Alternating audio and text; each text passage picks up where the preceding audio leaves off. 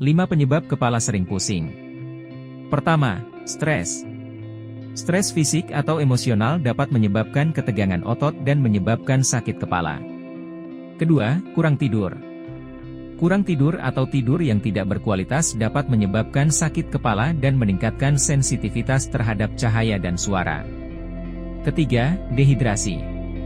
Kurangnya asupan cairan dapat mengganggu keseimbangan elektrolit dalam tubuh dan menyebabkan sakit kepala. Keempat, ketegangan otot. Ketegangan pada otot leher dan bahu, yang seringkali disebabkan oleh postur yang buruk atau kelelahan, dapat menyebabkan sakit kepala tegang. Kelima, migrain.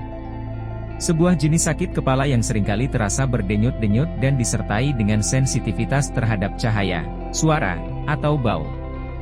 Faktor pencetus migrain bisa bervariasi dari orang ke orang.